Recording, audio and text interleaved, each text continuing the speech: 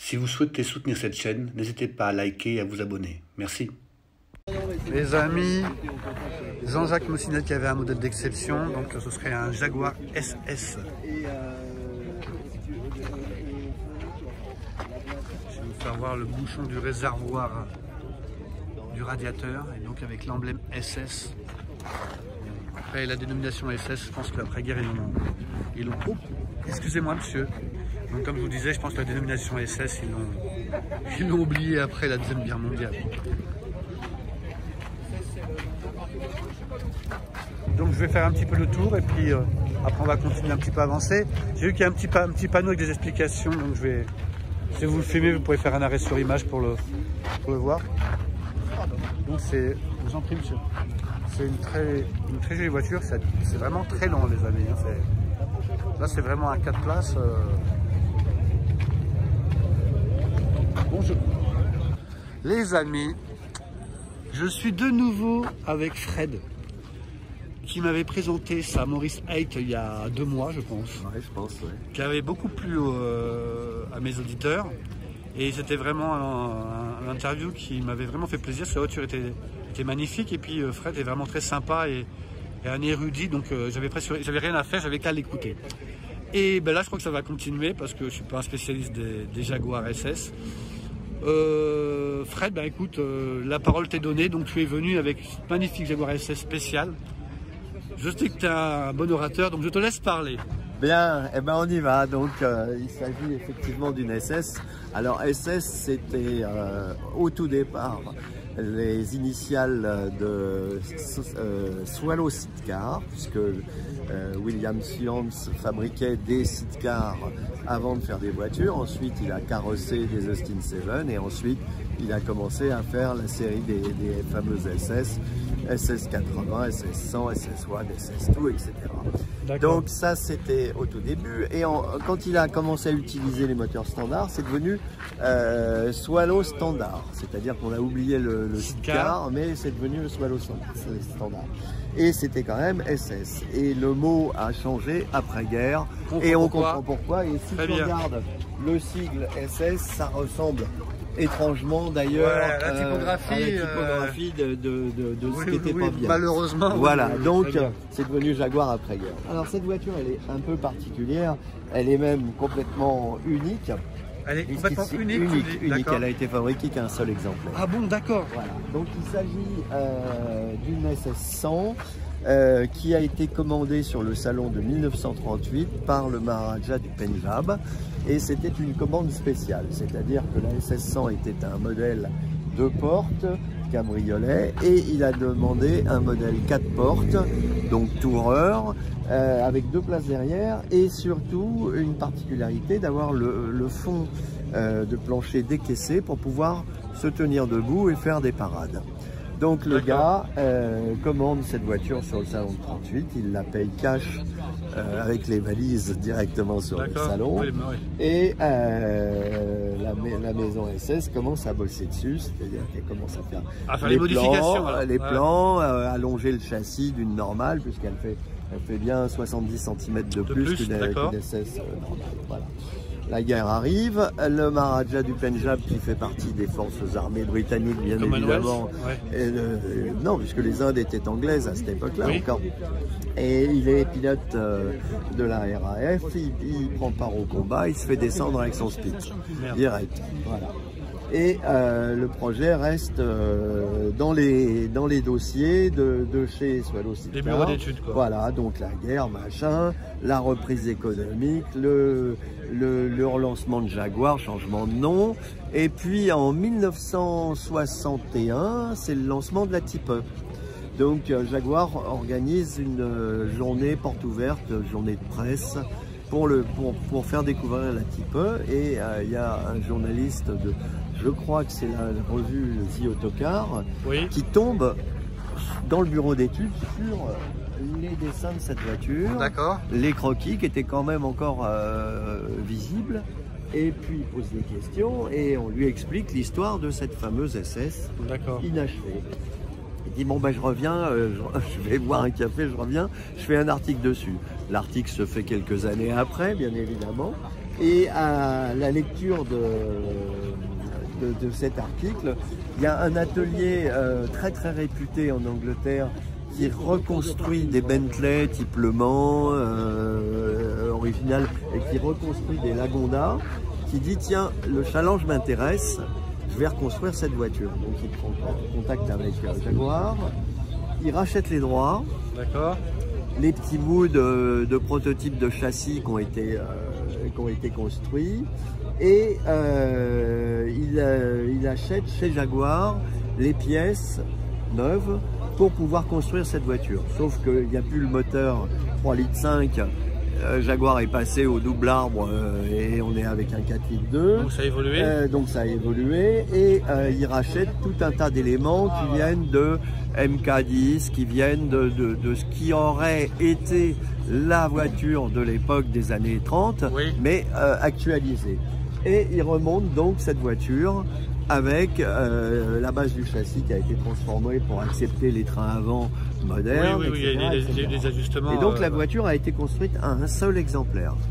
D'accord. Il n'y en a eu qu'une seule. Donc ça c'était en 61 non, ça c'est dans les années 70. C'est dans les années 70. D'accord, il a quand même fallu... Voilà, il a fallu le temps que l'eau passe sous les ponts pour pouvoir... Et donc qui l'a acheté alors Alors, elle a été fabriquée par cet atelier, donc par ce spécialiste. Ils l'ont gardée quelques années, puis après elle est partie dans le marché des collectionneurs en Angleterre. Elle a eu quelques propriétaires qui ont fait quelques petites transformations au fil de l'eau, voilà. Et alors, cette voiture, elle a l'avantage d'avoir un look très particulier, puisque c'est voilà, un look absolument unique, puisqu'on est sur une architecture des années 30, mais elle a également toute une technologie des années 70. Oui, il y a un panel. Des freins à disque, une direction assistée,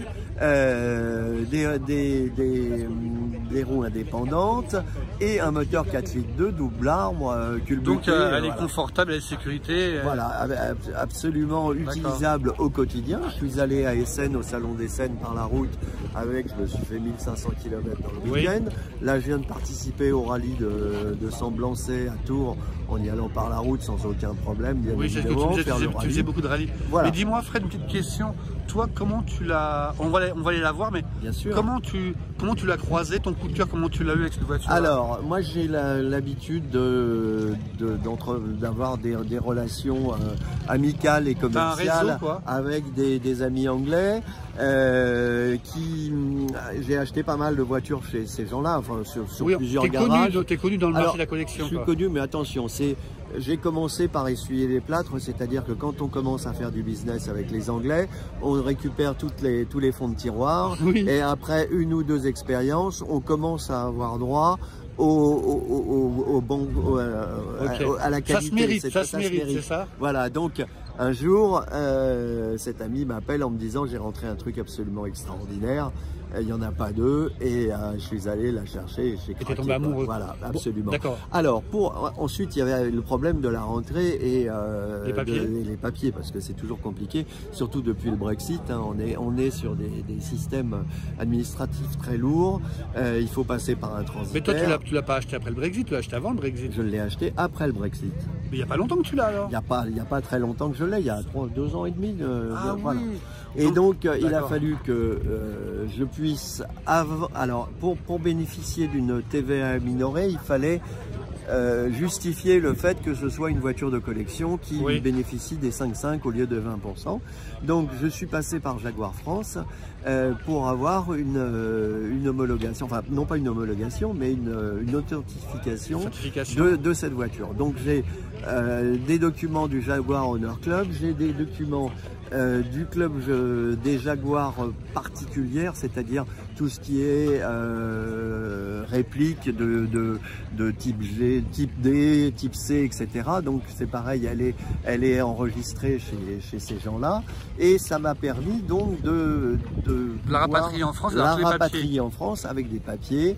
Elle est matching number, elle correspond tout à fait le moteur et châssis au papier. Voilà. Est-ce qu'on peut l'avoir? Merci pour toutes ces informations. Est-ce qu'on peut l'avoir ensemble? La calandre est magnifique. C'est toujours des jolies voitures que tu as. Ouvrir le moteur. Le bouchon de radiateur est magnifique. Oh, c'était l'époque où tout était beau, il n'y avait pas de... Alors, donc là, on est sur le 4 litres 2. 4 litres 2, 6 cylindres. 6 cylindres, absolument. En ligne, qui ressemble furieusement à la Jaguar Type E. Ah bah, qui est un descendant, en tout cas. Alors, de toute façon, je veux dire, le moteur XK, il a été construit dans les années 50. Il a servi à la fameuse Type C qui a gagné Le Mans. Ensuite, Type la D. Type D, Oui, bien sûr. J'ai filmé une Type D il n'y a pas longtemps. Voilà. Et ensuite, la Type E, mais on l'a retrouvée aussi sur toutes les grosses berlines, y compris les XJ6. C'est un moteur qui a eu une vie de folie. Et qui est un moteur costaud, puissant, fiable. Ouais. Très je vois que tu as des petites burettes d'huile. Oui, alors c'est charmant ça. J'avais déjà vu sur des voitures là. Ça c'est le côté anecdotique. L'extincteur aussi en cuivre. Voilà. Ah, tout a été fait avec. Ah oui, mais ah ouais d'accord, ouais, tu as tout là. Ah c'est génial. Ouais c'est. Ah ouais, c'est ce que j'ai vu que tu l'avais capoté. Oui, pour la poussière. Il a raison pour la poussière parce que c'est magnifique. Voilà, donc. C'est un bois clair en plus, c'est sympa le bois clair. C'est un bois de. Un fruitier clair. Et alors, ce qui est très intéressant, c'est de voir la place. Silurian. Alors, Silurian, c'est l'endroit où était. Alors, c'est la région dans les montagnes. Voilà, regardez la place qu'il y a. Ah oui, là. Et tout à l'heure, je te faisais part. Tu parlais de décaisser. Ils l'ont fait décaisser ou pas pour le Maharaja? Il était décaissé pour le Maharaja, c'est-à-dire que, regarde, tu vois, là on n'est pas ridicule quand on est debout. D'accord. Normalement, on est comme ça. Oui, voilà.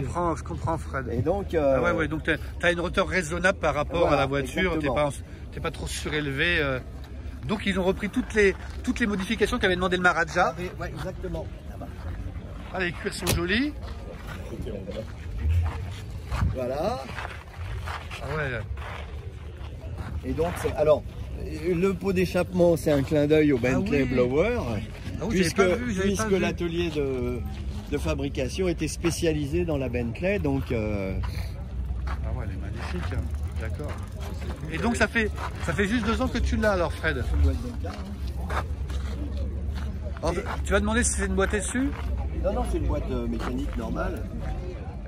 Et vous allez voir le bruit. Attends, il faut que je monte dedans. Il faut débrayer. Bon. Vas-y, Fred. On est sur un bruit c'est silencieux, c'est... Ça, ça va être très confortable à conduire en plus, j'imagine. Ah oui, c'est bon, vraiment... on est comme sur... je vais faire un parallèle avec Rolls-Royce peut-être, non? On est dans une voiture de grand luxe, quoi. La voiture de Maharaja, j'imagine. Alors la poignée, c'est moi qui l'ai enlevée parce que j'avais eu... Je me suis accroché une fois et je me suis dit que c'était plus facile. Gênait. Voilà. Oh, elle est vraiment magnifique, hein. Fred, merci pour cette très jolie découverte, encore une fois. Est-ce qu'on aura l'occasion de te voir avec un autre véhicule? Peut-être bien. Ah, ce serait avec grand plaisir en tout cas. Ce sera une surprise. Ah, bah oui, en tout cas, à chaque fois, c'est des...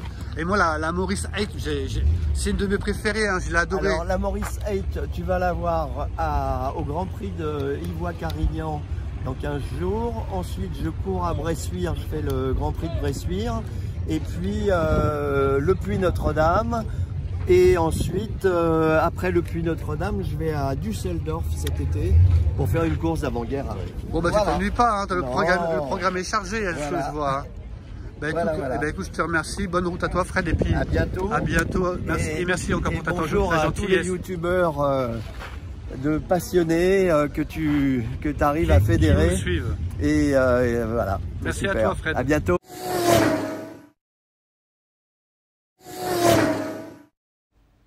Si vous souhaitez soutenir cette chaîne, n'hésitez pas à liker et à vous abonner. Merci.